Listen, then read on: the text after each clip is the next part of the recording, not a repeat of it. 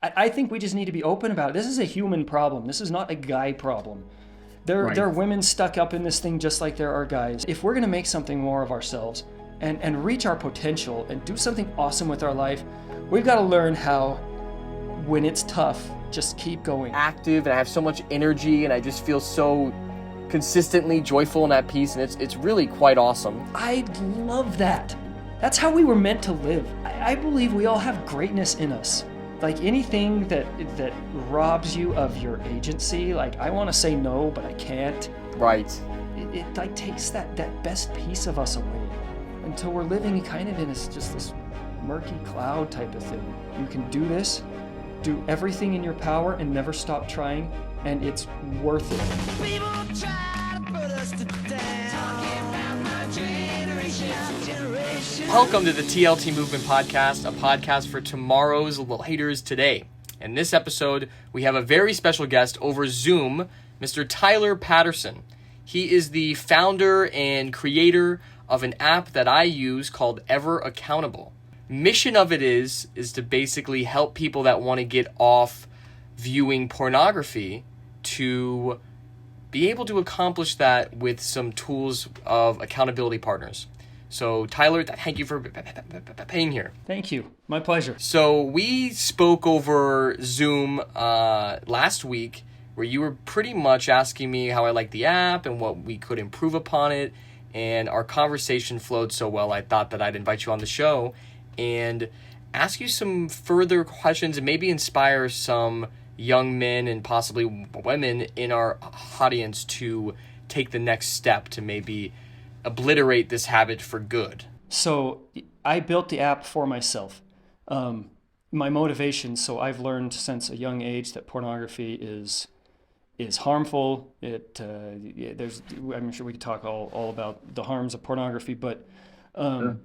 And I needed to stay away from it. And my dad took me aside when I was a kid and said, you're going to be curious about this stuff, and there's going to be an urge to look at it, and don't. At the time I was married, and my wife had been at a church thing, and the pastor or the leader talked about you have to protect your family and especially your husband. Like in this world, porn's everywhere. It's on a device everywhere now. So I went out, and after she came home, we talked about it. I went out and found an internet filter, the best one I could find at the time, and I put it on. I had at the time a laptop that I used for school, and I took it to work with me. Put the internet filter on there, and it just was a bad fit for me. It tried to block pornography, but it blocked the wrong things. Yeah. And I'm a programmer. Like I knew I could get around it if I wanted to anyway. So it's like the thing was made for kids, which is great. But I was not a kid, and it was a bad fit. So I thought, I don't need something that's going to just like try and block pornography and not even do a good job. What I need is something that just holds me accountable to my wife. Just tell her a list of websites I went to in the last week. That's all I need. And then I'll hold myself accountable. Stay out of my way. Let me get my work done. So I built the first version of the app, ended up building it for Android devices, and put it in the App Store. By this time, smartphones were a big thing.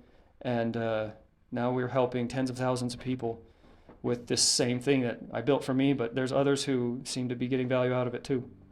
Yeah, that's awesome. So you say others, tens of thousands of people are on this app. What is the women to men ratio as far as people trying to quit pornography? Because I know it's a heavily saturated men issue, right? So, that's funny.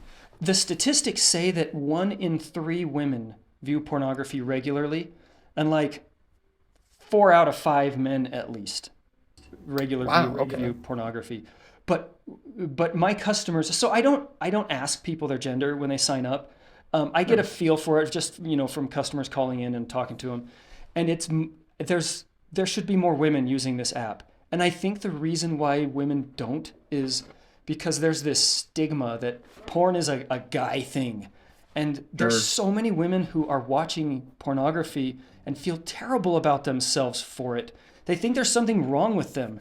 It's not. Like, there are so many women who, I think we just need to be open about it. This is a human problem. This is not a guy problem. There are women stuck up in this thing just like there are guys. And And if there's any women listening who are viewing pornography, there's nothing wrong with you. You're normal. And that doesn't mean porn is okay. It's hurting you. I believe it hurts every person it touches.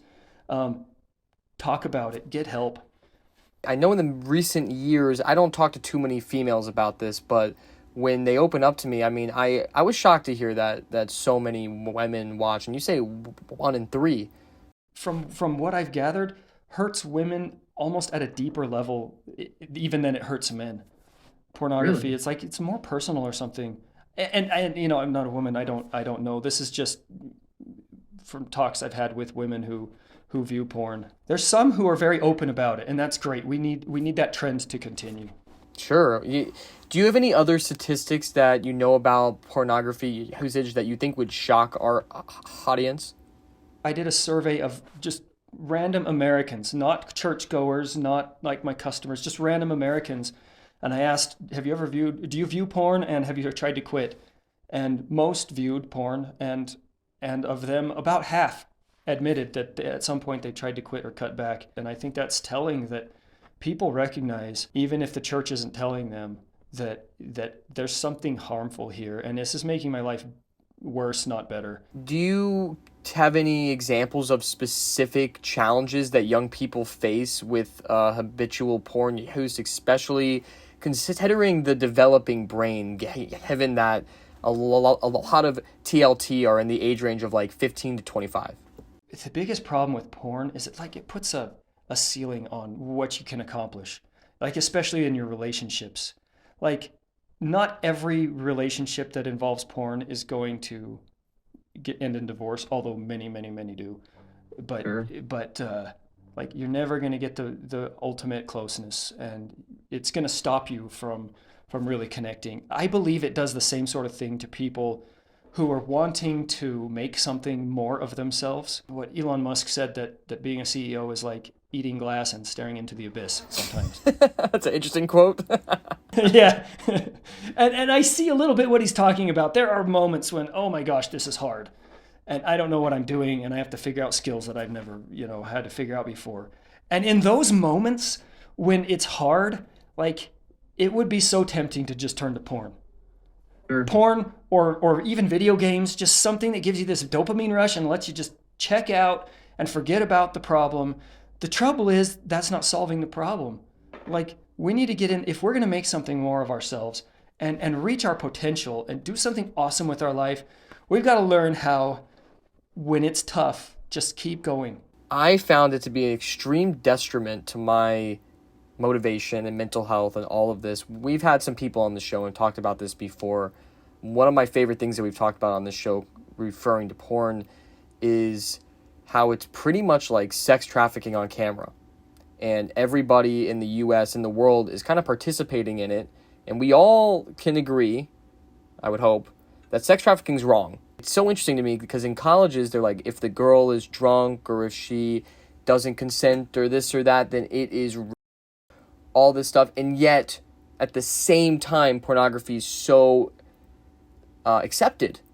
And I find that dichotomy to be so confusing because it seems very similar to me. Like, these young girls that get into this or are forced into this or are enticed into this, they're just that. They're young and they don't have too big of a say, and then their life is permanently ruined from it. It's a terrible abuse. It's terrible. I mean, and so, I mean, I'm just getting hot just talking about it and just like thinking about it as far as like just uncomfortable. And, this can be such a stigmatized topic because it is uncomfortable to talk about. How does your app Ever Accountable contribute to breaking down this stigma and fostering the open communication about the challenges that people face? Yeah, so the way Ever Accountable works is you put this app on your phone or your laptop, and then it records where you're going online. It'll take screenshots now. Like, we've added a bunch since the first version. It sends these reports to another person of your choice. You can put your friend or your wife or your whoever you want in there, and then once a week this person will get a report of what you did over the last week, and it can send instant alerts as well. But anyway, that being open to that one person or that small number of people is really helpful, because now there's not this secrecy. I asked a guy just the other day, like, when did you tell me about the moment you knew that Ever Accountable was really going to work for you? And he said, it was the moment when my accountability partner called me up and said, what are you doing, dude? And like he had been to some websites that were, I don't think they were straight up porn, but they were, dodgy. And his friend calls him and says, what are you doing? Why are you here? And he said, oh my goodness. So that gets the transparency going, and it starts a conversation about this. It's like there's no need to hide anymore. I had a customer who thought he'd found a loophole in Ever Accountable. And he went and he looked at a bunch of porn, thinking that the system wasn't working. And then he says, to my deepest shame, my accountability partner, it had been working the whole time. And my accountability partner contacted me, and he was like mortified in that moment that his secret was out. But he talked about later, once he got over that mortification, he felt free and he felt better because he didn't have to hide this anymore. He could talk to somebody. Yeah, I gotta say, I've been trying to quit since I was a teenager. I was always kind of encouraged almost as a child by the culture and by close people in my life that it was okay and that it was fine and that it was, quote, the safest sex that I could have. I'm not hurting anybody. I'm not getting anybody pregnant. Not contracting STDs. It's by myself and for myself. And so it was, but the shame and the blame and the guilt, it's always there. And I think that's for everybody, unless you're just totally seared and callous to it. I don't know. When my ex-wife left me, I realized that I have to really make some changes in my life and fix this, because this I felt was a big contributor to my lack of success in life, as willpower, spirituality, whatever, that lacking. I felt like this habit was the main contributor. And when I made that decision, I was looking for apps. I found your app, and I instantly connected it to my pastor as my accountability. I've made promises with God, like I'm not going to do it anymore. And then that night comes where you feel tempted and you fall. I'm saying you, but I mean myself. When it's with God, he forgives me, But when it's my pastor and I have to go to church the next day and he's looking me in the eyes when I'm in the front row, after I know he just saw like what links I was looking at, that's brutal. That's like a whole nother level. So it's been working for me very well. I have zero desire to look at it again. I've got the longest streak that I've ever had in my life going right now as far as not doing it. I feel so good. I've always heard about this no fap thing where like if you don't masturbate and you hone in your chi, that's what I call it, that you get like a superpower. And I never really believed it until I experienced it. Once you break that wall where it's like frustrating and hard, and it gets easier. Oh my gosh, I feel so good. I have been waking up 4 a.m. to get the day going. I get so much done a day. It's unbelievable. I'm so active and I have so much energy and I just feel so consistently joyful and at peace, and it's really quite awesome. And so I couldn't recommend quitting more. And I'm just so happy to have you on the show because your app has been a serious contributor to this breakthrough. So that's my own personal experience, but being that this is your work and that this is kind of your world, can you kind of explain how preventing porn usage could benefit society as a whole? Pornography is a contributor in half of the divorces. Yeah. I talked to a customer a month ago. This was right before Christmas. He was spending Christmas alone, and his now ex-wife had the kids. His life was a mess. And of course, pornography is where it started, and then the pornography led to other things and now he's divorced.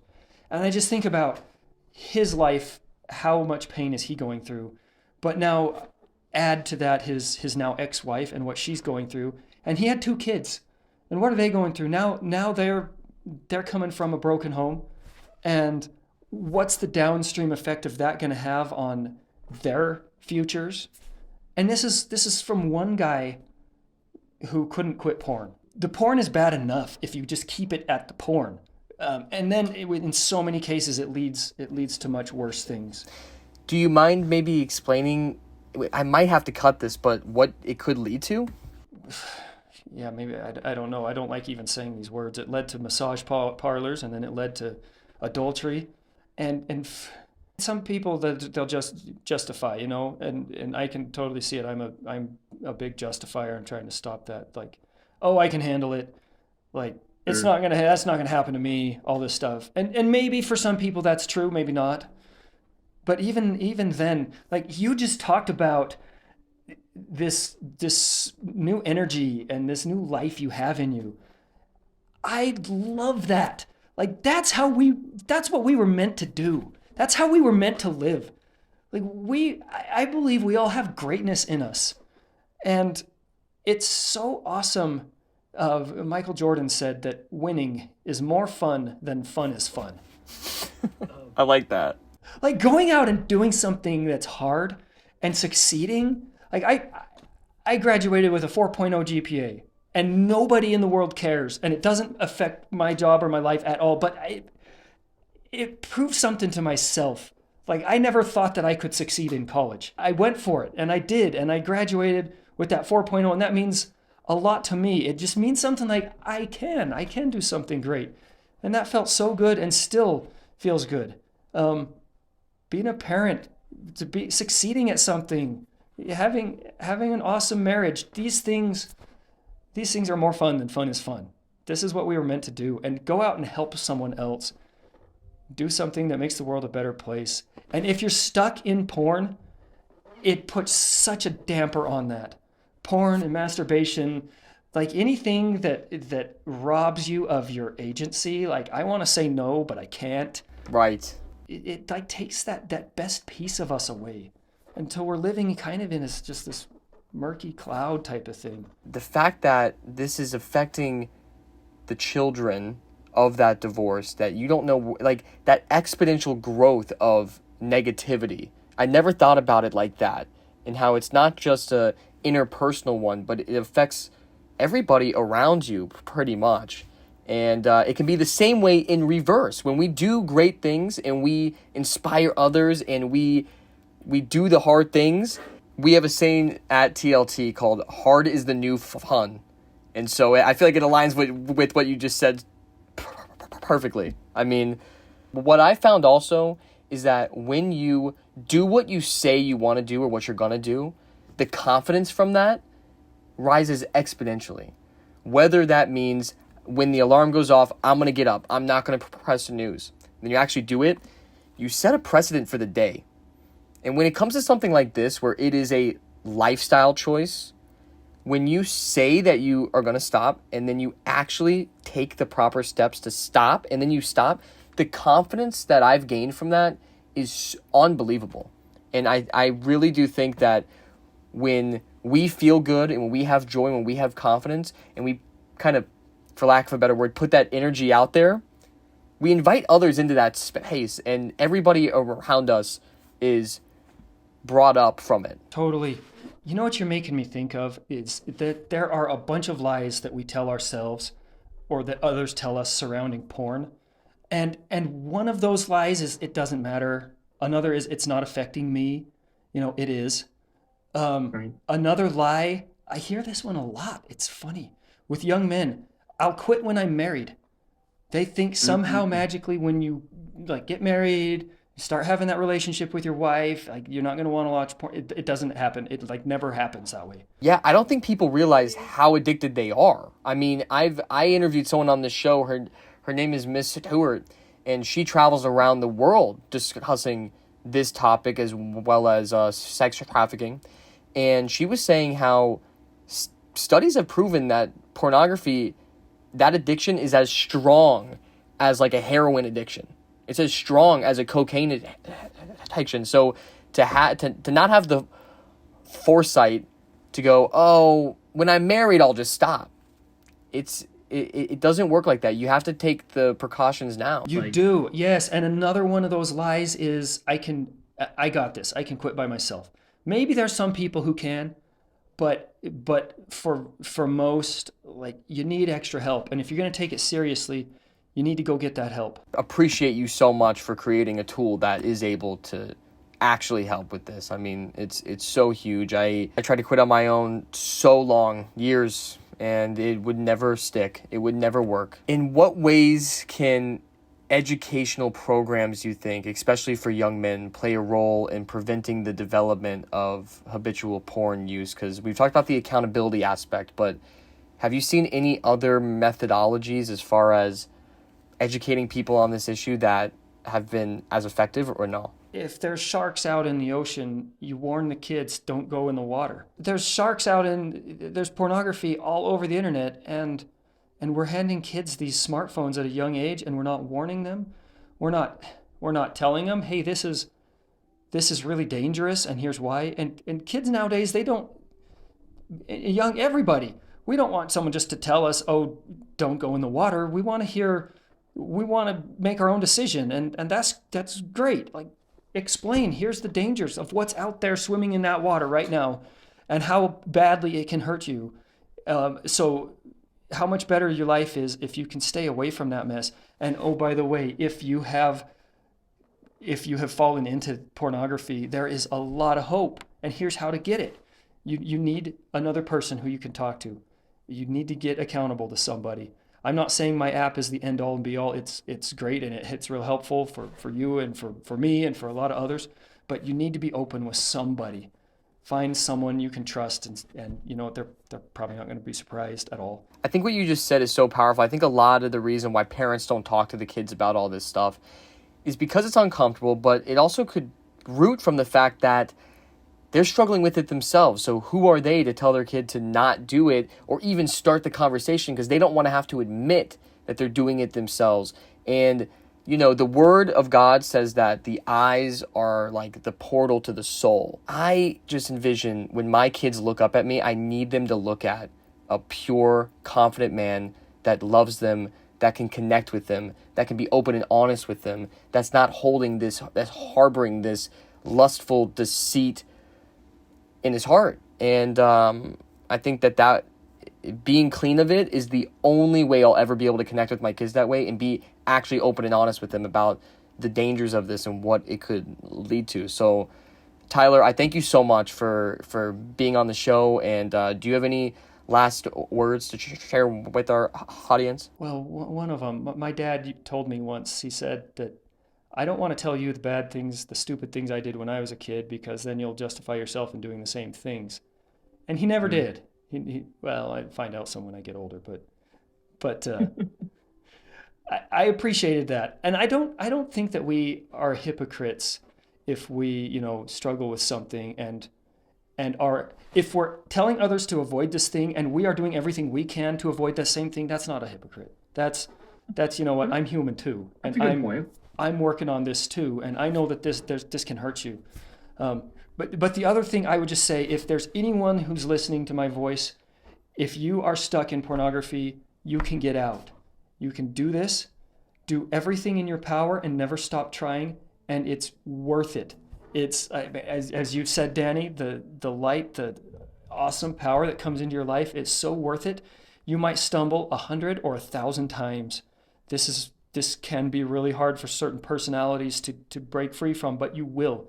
If you keep trying, do everything in your power, pick yourself up every time you fall, you'll win. You'll have a life free from pornography, and it's totally worth it. Awesome. Tyler, thank you so much. We are going to link the app down below, and also the site and any other info that Tyler sends me. So if you're interested in quitting pornography for good and ascending to that next level, check out that link in the description. It's worked for me, and I think it could work for you too.